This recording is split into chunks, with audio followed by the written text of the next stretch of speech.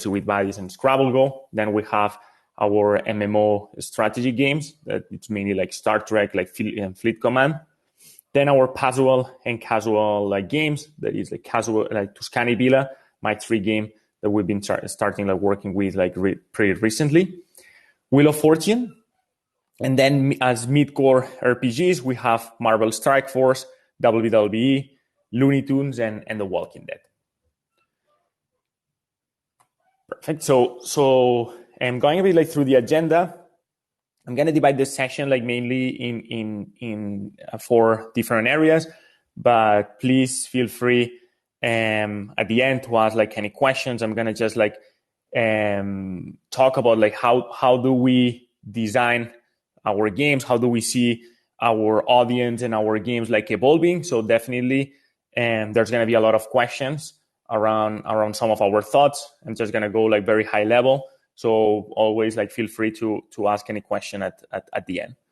So the first part is creating casual like gaming platforms. And this concept of gaming platforms is something that is very important for us. So we're moving from simple like dice, word, card games to platforms with a diverse like gameplay proposition. Second is how do we expand without limiting? So how do we design games to maximize the audience attraction while keeping it simple? Finally, the third point is analyzing, segmenting, and optimizing like this platform and how we organize our teams around it, and how do we change our mindset from simple games to a platform. And the last point, also like what's next for us on the casual side of the business, but also like as a company.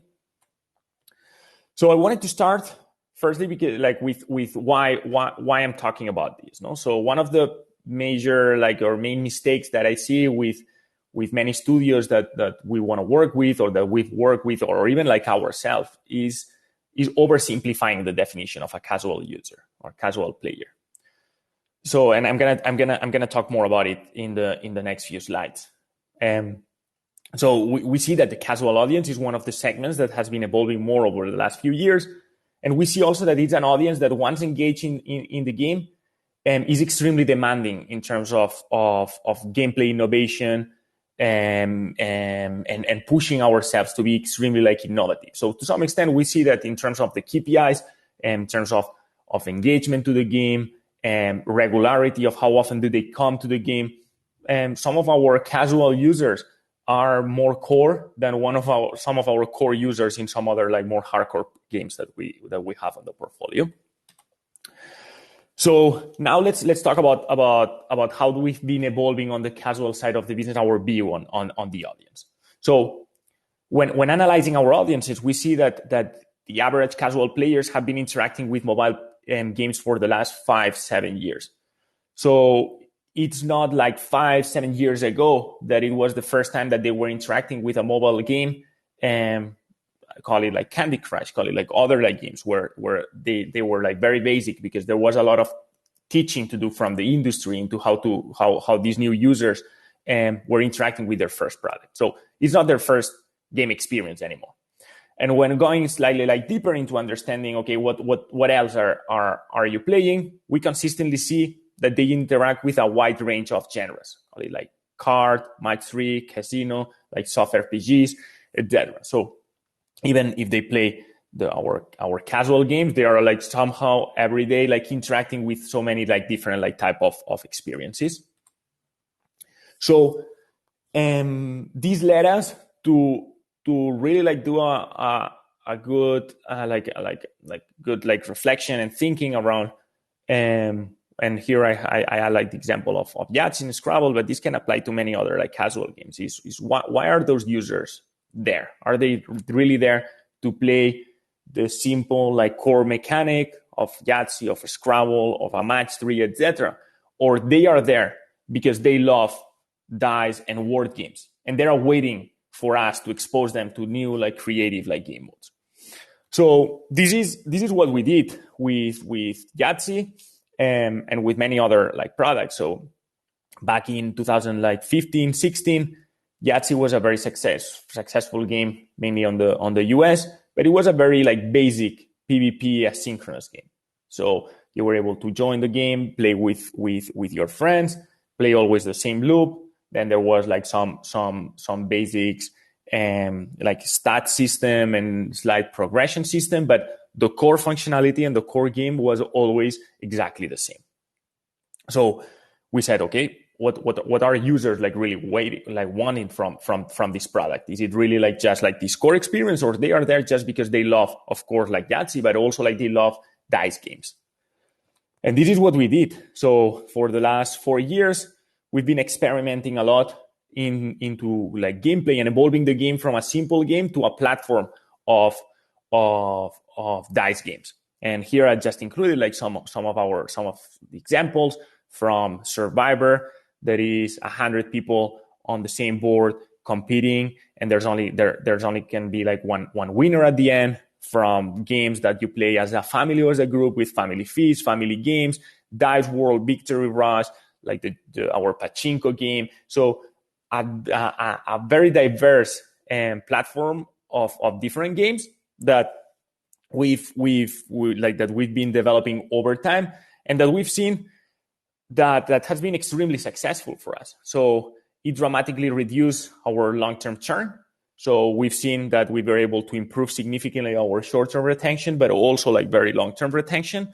At the same time, something very important for these type of games that have been on the App Store for so long, that is unlocking like new user acquisition channels. So we're able to promote the game not only as a basic Yahtzee PvP experience. We're able like to promote this game as a very wide range of dice games. And finally, something very important is that this move has also been transformative in terms of our monetization and monetization KPIs, as we're building like a much deeper game where people can interact more time during the day, and also like in a much deeper way. So this connects to the next point of the presentation, and something that with all our design teams, like we spend a lot of time like trying to nail it. That is, how do we expand from a very basic game to a platform, allowing to make a game, or making a game that to some extent is more attractive to a wide range of audience.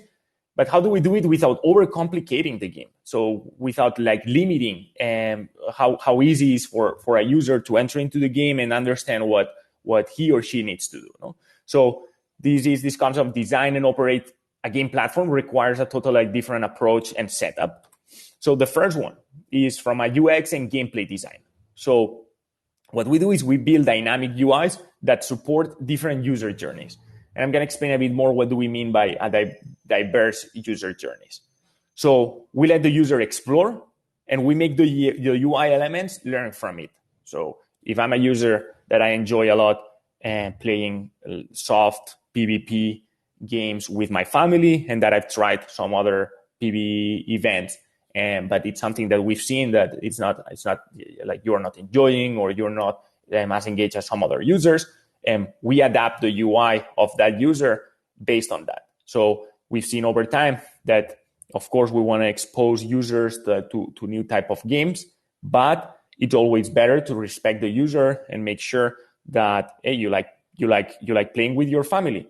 Perfect. So we're gonna make sure that we let you know exactly when your family members are online, and we adapt this UI to you instead of the opposite, asking you to adapt your behavior to the UI. Something very important, something that we're constantly evolving, and we're never gonna be 100% optimal there, but that's something essential when building a platform instead of just like a simple game.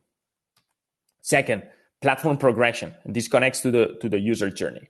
So we're evolving from this unified user progression. So we're evolving from those casual games coming from the Facebook times, or even like the first like mobile games, where node maps and in a way wanted everyone to go through the same progression. And this is something that goes against some of the principles of a platform. So we build games where we celebrate individual user journeys. What does this mean? If you're a collector, you like to collect all the different like dice tiles of the game. So we're going to make sure that you feel that you're progressing. where we want to, if you like competition and you like to always be on the top of any leaderboard, we're going to celebrate that. We're going to make sure that this is core part of your platform progression. So one of the things that we want to avoid is somehow, as a user, have the feeling that because I like collecting and my game and the game is pushing me to do some in order to progress, to compete on PvE game modes, but this is not what I want to do. Make sure, like, have this feeling of I'm interacting with the game the way I want, but somehow like the game is not celebrating it because the game is asking me to do other things. So something very important, and that we are constantly evolving. But it's if you want to build a platform and you want to have a diverse gameplay options, you need to make sure that the progression of this platform adapts to each like user journey. And this connects to something very important, both from a product design, but also purely from a technical perspective, that is segmentation. So we see our users interact with our products very differently. So all our all our features, events, and platform progression is segmented to the user. So, and this is also like, and I'm going to talk about it like now in the third point, like how we organize our teams. Perfect. So this connects to the third point, that is analyze, segment, and optimize. So we build, evolve, and optimize like games for this extremely like diverse user base, so that interact with our products in totally different ways. So this is an example of how our performance and analytics team analyze our games and analyze the KPIs of our game. This is just like a simple like cluster analysis of how our users interact with one of our games. And here you can see all the different like segments of users in the game. This is a map that keeps constantly evolving based on the new features that we release, based on how we operate some of our current like our current like features. So what this shows is that we are not working on one game in this case, and at this specific moment, where and this is just like an example of one of the games, but this game is 10 games, or between like 7 to 10 games, because of the way people interact with it. So, and this connects to everything. So how we analyze the KPIs, how we organize the live operation like teams. So here you can see on the left the different like type of clusters of users that behave totally different in terms of the KPIs, that have their own like roadmap, that they have like their own performance people that are thinking on how to keep evolving and making sure that the experience adapt to each of these different like groups. So, and and by the way, this is something that keeps evolving over time. It's something that is completely dynamic. So we might introduce a new like social competitive feature, and we see that there's some groups that are evolving and some people that were playing this way because they really enjoy this type of game. Now this is a segment and a cluster, so we need to understand, okay, what do they like of that game mode? How can keep evolving it? How does this connect to the platform progression to the UI, and how and have then like our roadmap design team and making sure that they build like a roadmap for that. No, so this is just an example that I use here of like very high level of some of the like data points that we analyze for each of the groups, but as if it was so in this case, seven different games in one. And this also connects to how we analyze monetization, retention, etc. These are the type of charts that we like to see for our games. So we see how these different like groups evolve. This is an example of just mean like purchase price and like mean number of payments per user. But we want to see how these groups like grow, evolve over time. So this is also like a chart with movement, like we keep repeating it like or every day, or every week, to see like how all these different like groups keep evolving and understand some of the things that we've done on this platform. How does it evolve? Like how did it impact like this type of users? So to some extent, is this last point of building a platform means building like X different type of games and user journeys, no? So now I've gone a bit through like the main part of the presentation. that is around like how we've been evolving our view on the casual side of the business from very simple core mechanics to evolving into a platform. And what is very important is building this platform doesn't mean is not only like a product, like a product exercise. It's also like both like a team setup, a mindset, and a full commitment of adapting a game that can be like some of the more simple games are much easier to operate, to do something much more complex, because you are clearly increasing both like the workload of the team, moving to much more like user journeys. And this means more people analyzing individually each of them, more people designing each of them, etc. But this is something that we've seen and being like very successful, and something that we want to continue evolving our thinking there. No? And this connects to my last slide of the presentation, that is what's next for us. So we keep expanding our PvP casual portfolio with some core experiences, dice, words, cards, Ludo. So Ludo is also like something that we're very interested in. Like we've seen a lot of India companies doing an amazing job there, and showing also like what best practices in this type of games is like, and we're extremely like amazed by some of the key games that are doing an amazing job on Ludo. But we also believe that what's this evolution in this genre. At the same time that internally at Scopely, we keep evolving our platform approach and understand and evolve our thinking on how should we design features, how we should set up our analytics team, our live operations to make sure that we are bringing the best for our users in this platform world.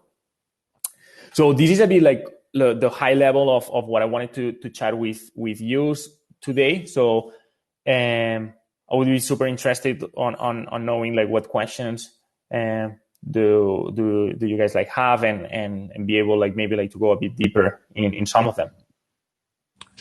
Hey Victor, this is Sridhar. Intia just tagged me to jump in and help out with the questions. Perfect.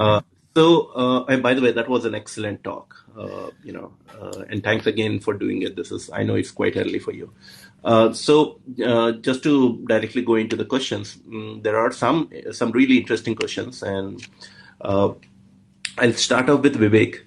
Vivek wants to know you guys have some like amazingly hardcore IPs, like or the wrestling IP, WWE, or Walking Dead, or even Marvel, right? Mm-hmm. How do you, while you're thinking from a casual, those are like mid-core or even hardcore IPs. So how do you dumb them down, right? How do you make them casual? Are there any game design choices you made which help you with this? No. Yeah.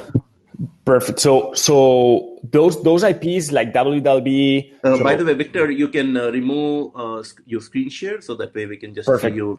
Perfect. I'll do that. Let me go quickly like here, because as we're talking about the IPs. Okay, please. Yeah. So one of the things that is very important is when building like games like based on some IPs is to some extent is be very transparent with the user into what they are expecting. So it's very so when someone is playing like a Marvel game, WWE, they are expecting some type of games that are more towards like competition, collection, etc. So that's why even if we brainstorm in the past, can we design a Marvel game that is extremely like casual, or a WWE game that is extremely like casual?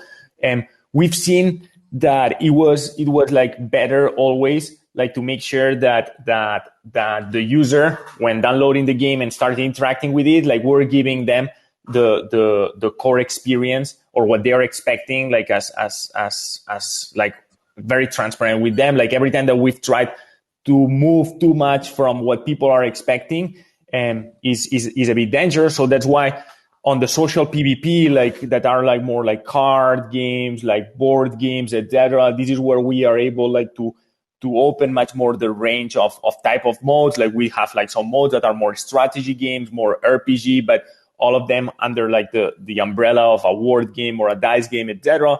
When dealing with IPs like Marvel or like The Walking Dead, etc., we've always seen more success into making sure that we keep them on these like mid-core RPG or strategy. And because this is something that this is what the users are expecting.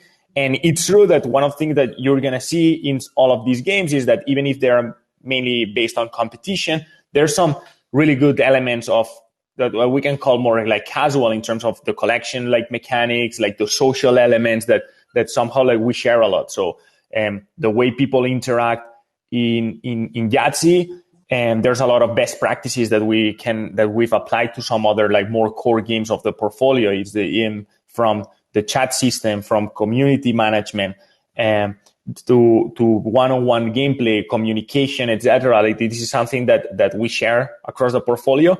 But summarizing, we always prefer like for some of these more core IPs to keep them in some genres that we know that the user base is gonna like the most. Oh, okay. That totally makes sense. There are a few more questions I wanted to take. Shilpa wants to know, she wants to know, you haven't, while you have talked about a high level, what you're looking for in terms of KPIs, she wants you to dig a little deeper, give us some ballpark numbers, and what should be ideal retention numbers, or from an engagement point of view, what should be like, based on, say, for casual games, what kind of engagement are you looking for, number of sessions per day or number of amount of time per day, and also what kind of player conversion do you need for it to be sustainable, and ARPUs, anything at the benchmarks right now for a top 100 game, top 100. So one of the things that is very important for us is that any game that we're working on or that we start working on, we want to make sure that it's a game for us for the next like 5-10 years. So what this means is that our approach to the audience is essential. So it's like we are not also like the size of the company, that we're not interested on really like the short term. We're really interested on the long term. So when both brainstorming and analyzing games that are on the soft launch, or even analyzing potential like M&A opportunities, we're very interested on what is the D90 retention, like what is the D120, and understanding also the churn that at the end is the same, but understanding what is that unique thing that makes this game like so special that after like 3, 6, 9 months, people are equally engaged than the first one, the first day, or even more. No, so we look a lot on so definitely like short-term KPIs are very important because are the ones that you can impact the most and that you expect them to be reflected on the long term. But when analyzing games, we're much more interested on the long term. The short term is something that on the casual space can be even a bit like dangerous to analyze, because we've seen a lot of games that they start very high and then like the curve decrease like significantly. So we've seen, and this is something that we see a lot also like on more like hyper casual, no, that the games that have an amazing like D1, D2 retention, but then when you look at D7, D15 is something that it's super low, no. So definitely that this is our approach. So very, very long term in terms of the retention. And the other thing that we look a lot is something that we call regularity. Regularity is amount of time, like days a week that the user like connects. We're very interested on understanding, because one of the things that we've seen is that the KPIs of users that plays the game 7 days out of 7, so that plays the game like consistently every day, are completely dramatically different from any other user. And we're very interested on and really few games are able to make you come every day of the week and be there constantly. And there's a big difference between coming 6 days out of 7 and 7 days out of 7. Psychologically, it's totally different. It's you play every day or even like 5, 7 days, 6 days a week. and that you can say, well, it's quite a lot. No, it's totally different in terms of the KPI performance. So this is also like something that we like to look a lot is into like and in the casual side of the business is also like something very important that is no we wanna have games, and we want to see games that are able to generate this loop of people. It's part of your life, and also like on the casual side, like maybe like smaller sessions that you can play at the same time that you're doing other things in your life. So want to make sure that this is something that you want to do every day and that it's fun. And related to this, and when talking about like both, something that we also look a lot like is like turns per DAU, and as you were saying also, time spent in the game. But we want to see also like over time, how does this evolve? Is this like one of those games where the time spent in the game and the amount of turns per daily active user is huge during the first 2 weeks because like people are like very like hype and it's something like new and you're playing a lot, and then over time keeps decreasing? Or is the games that we like to see that is in fact the opposite? And it's something that we've seen with some of our titles that is over because the platform keeps evolving, adding more different type of experiences. It's the opposite. Is once you keep unlocking those, you play more. And this is something that we like to look a lot. Hey, that's quite insightful. I know Shilpa was looking for exact numbers from you, but you avoided that part. But which is yeah, like is the numbers really like because to some extent we are like we're very interested on we're trying to move away from specific numbers because it's to some extent is what we're saying is into as easy as this, that is, hey, if after 90 days you're able to have 80% of your users that are on D90 plus coming every day to the game, really, like, what is the D7 retention? It's not so important. It's like, wow, you're able like to, after 90 days, all the people that stay on the game are playing 7 days a week. Wow, that's something very interesting. Let me then understand what are like the more short-term KPIs and how can we build it to keep improving that experience. No? So what do you call it? I mean, we usually call that MAU versus DAU ratio, but is there a word for it now? What you are talking about? We call it regulars. So regulars are users that play 7 days a week. Oh, okay, cool. That's basically like 30 days a month kind of thing, right? Yeah. You look for okay. That's pretty cool. Well, and I have a follow-up question on your long looking at KPIs on the long-term retention, which is like day 90 or day 120 and so on. Have you seen now versus 2020 versus say 2015? Have you seen any change in what's happening with the long-term user behavior? Are they still similar to what it used to be in terms of retention numbers and engagement and the regulars behavior? Or has it changed? Because, I'm wondering if the number of options out there, has that changed anything? And the way hyper-casual has taken off. And, you would agree, right? While hyper-casual isn't hyper-casual anymore, right? They have a pretty compelling meta now. So are you seeing any change in terms of how regulars are behaving in these long, retention numbers? So yeah, like that's a really good question. So in fact, the way we like to fight against like new entrants is learning from them and being brave enough to integrate some of those mechanics or those experiences in the game, because is what I was explaining about the platform. So traditionally I've seen like people designing games expecting, they play this game and our users, they don't play any other game. No, like the reality is that they are playing your game and they are playing many others. So if you keep your game a flat experience, something that doesn't evolve, something that you don't add other different like type of experience in it, yeah, the probability of them over time getting bored and moving to a different title, it's pretty high.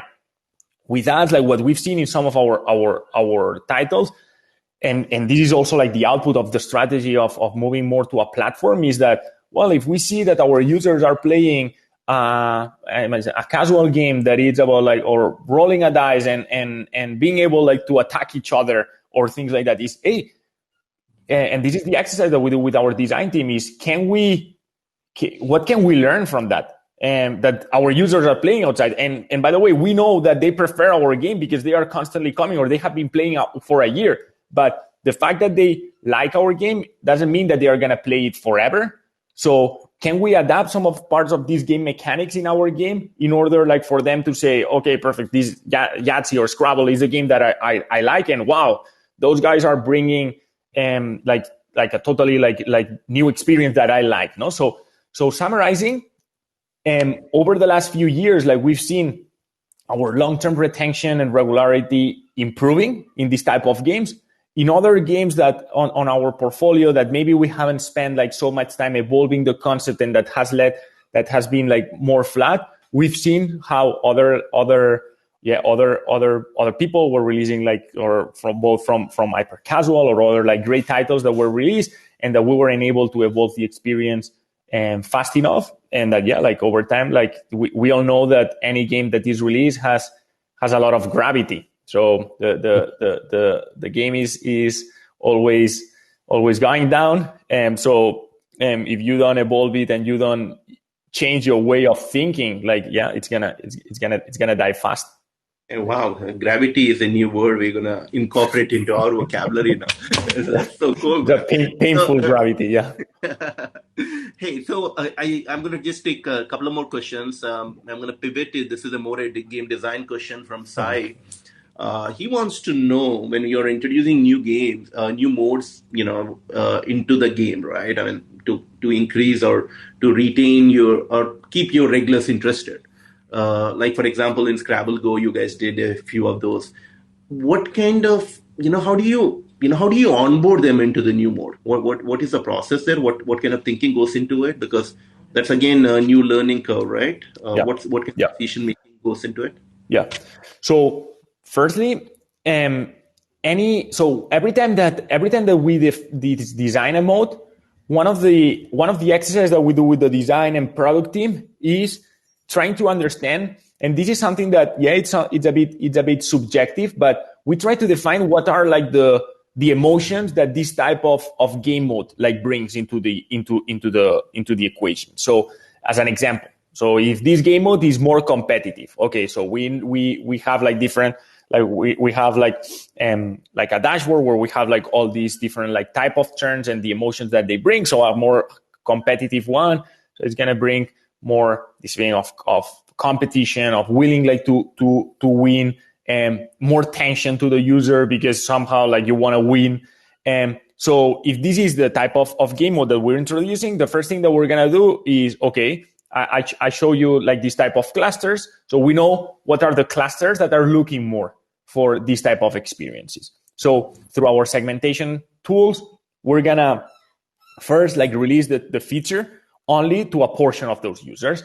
And so our UIs are very, very flexible. So how we're going to do it is as part of or the events lobby, or as part of our main lobby. So we're going to introduce there, hey, by the way, new mode only for those users. And they want to interact with it. Boom. And then we have like the onboarding. But what we know is that the probability of that cluster liking this mode is high, because we've seen them interacting with some similar game modes. No? So we have all the onboarding, we analyze it, we then compare. And we usually like to that cluster, we don't show it to 100% of the cluster. We show it to maybe like at the beginning, 25, 30% of the cluster. And we compare that 30% versus the rest of the 70 and understand, okay, how, like, did it really like improve KPIs? Did it really, like from a qualitative and quantitative perspective? So then we keep expanding it into that cluster. And then to some extent like this, we reduce the risk of people that we know that it's going to be more difficult for them to like the mode, like to somehow push back. But at the same time, over time, we say, okay, what about like those different like clusters that we know that they have interact with some game modes that bring similar emotions. So what about if we introduce it to them also? No? And so summarizing, and that's why this platform mentality requires of much more, potentially a larger team and much more thinking behind, because well, it's not one game. It's it's so many different games introducing like features much slower. But it's something that has been like pretty successful.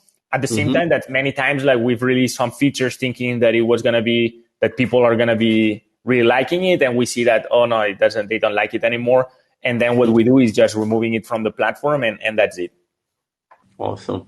Well, that totally makes sense. Well, there are a couple of more questions, but it looks like that's all the time we have for today. Victor, I really want to thank you for taking time, to talk to us today, and also the attendees. This was, for staying through the talk.